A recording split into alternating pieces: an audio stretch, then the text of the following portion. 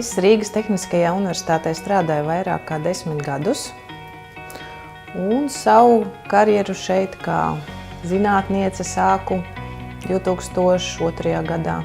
Sākumā strādāju par vecāko laboranti, pēc tam zinātnisko asistenti un kopš 2013. gada esmu Vispārīgās ķīmijas tehnoloģijas institūta vadošā pētniece.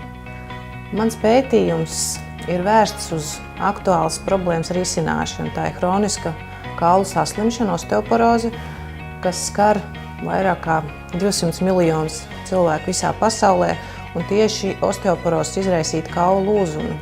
Ļoti nopietna problēma, ko vajag risināt.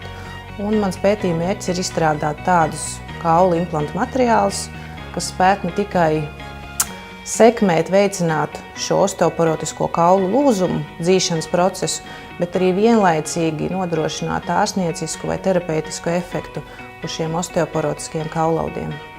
Tā ir ļoti aktuāla problēma, jo statistika liecina, piemēram, ja mēs tieši par Latviju skatāmies, tad katrs 5. vīrietis un katra 3. sieviete cieš no osteoporozes izraisītiem kaulu lūzumiem tieši pēc 50 gadiem. Jā, patiesībā es esmu ļoti pateicīga savai ģimenei par šo neizmērojumu atbalstu, jo esmu jau 2 bērnu māmiņa, un ir sanācis tā, ka pirmā bērniņa gaidībās, un tad, kad viņš piedzima, tas ir dēls, tad es rakstīju savu disertācijas darbu, un neatsverams atbalsts tieši bija vīrs, kas auklēja šo mazo brīnumu. Un tagad man ir otrs priecīgs notikums, jo nesen piedzima mums māsiņa, meitiņa. Un man tagad ir 2 bērniņi, par kuriem jārūpējas, un to es arī cenšos darīt un izbaudīt tiešām šo brīvo laiku kopā ar bērniem, ar vīru. Kristīna ir viens no tiem retajiem cilvēkiem, kas nekad neteiks nē. Viņai nebūs 85 aizbildinājumi, kāpēc to nevarētu izdarīt. Viņa drīzāk nepārdomāti pateiks jā, un kaut vai pār saviem spēkiem, bet izdarīs tās lietas, ko viņa ir apņēmusies. Jo viņa vienmēr ir smaidīga, viņa ir čalojoša, viņa ir tāds labs šampanietis, attaisa pudeli un viss burbuļo un burbuļo.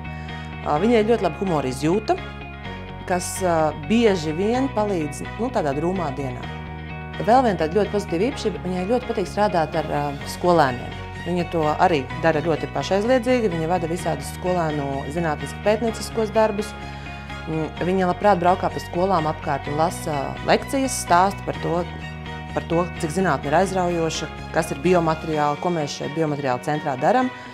L'Oreal stipendija Latvijas sievietēm zinātnē man ļoti daudz nozīmē, jo tas ir ļoti liels gods un, manuprāt, arī milzīga atzinība, ka ir novērtēts mans darbs un arī manu kolēģu darbs, jo tas ir skaidrs, ka tu neesi viens, ir komanda, un tas tiešām ir ļoti liels pagodinājums.